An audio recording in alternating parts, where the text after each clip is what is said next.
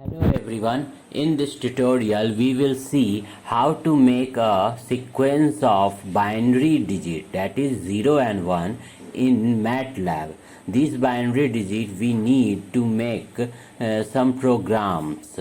So first of all we are making preparation by clear CLC and clear and close to clear all the variables. It is needed for almost all program. Now first method we will use is to direct assume binary data into code. So we here use a matrix or a vector, and then we use the length for the length function to know the length of the data. Now if we as we has assumed the data, so we can see in command window what is its value.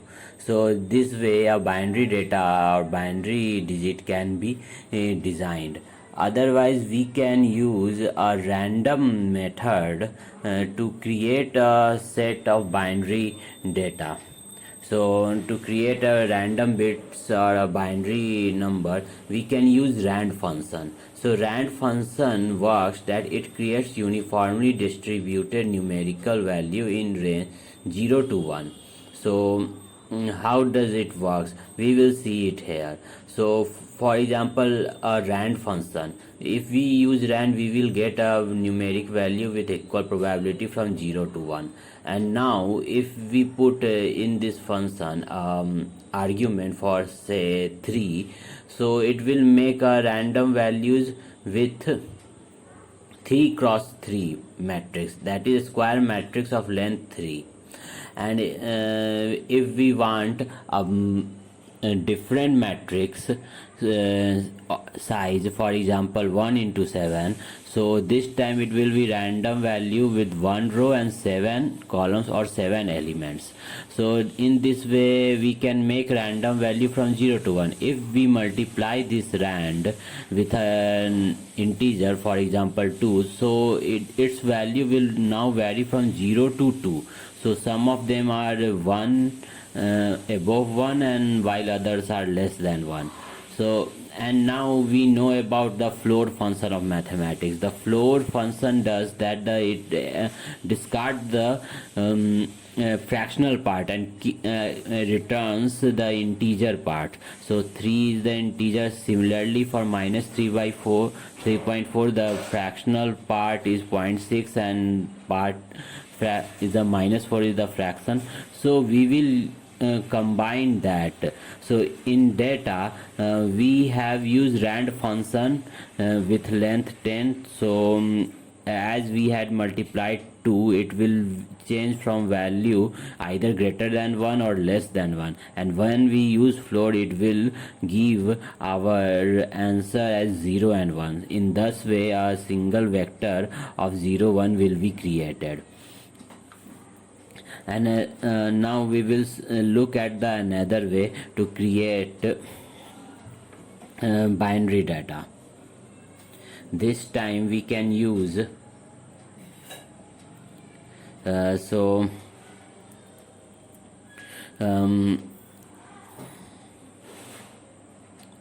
this time we can use random integer function.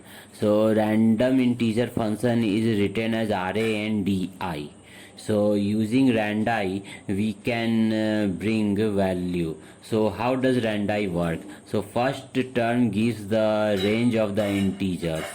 So in this argument if we put 5 1 and 6, so it will 1 and 6 of this describes the matrix and 5 describes the range. So if we change the matrix the order 2 into 3, so it will make the 2 into 3 sized matrix, and 10 will be the range of integers. So simple 10 gives from 1 to 10. So now I have increased and we will have all the random integers from 1 to 10. So for getting binary, we have to make the limit 1, and we also need to include 0. So to give both, we need to make to return a vector of 0 and 1 as the first argument of randi function. Now if we run it, we will get the matrix of zeros and 1. So this function I has just changed its size, and 0 1 would be first argument. Now we are getting the 5 0 1. So the same thing we are doing in the code also. So here in the code we have given data 0 to 1, and this length L is the length of the vector we have given. So if we run it in the code, we will have our data, that is binary. Now another way we can do is that we can ask from user to how to user to give a binary data. So we will use input function.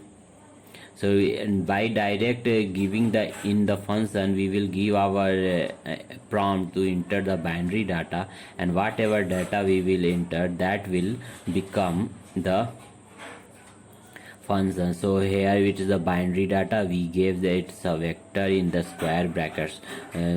Note that 0 and 1, and now if we run, we will have our binary data in the program.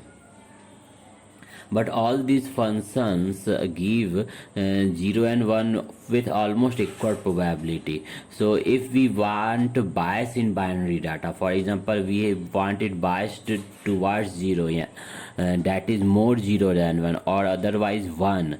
So we can make a biased data by using conditional operator. So what's the here is the biasing. So here bias data 0 to 1. If we bias it 1, there will be more 1. We will use conditional operators for this. So how can we make conditional operator? One thing we know that in MATLAB the true value is 1 and the 0 is false value.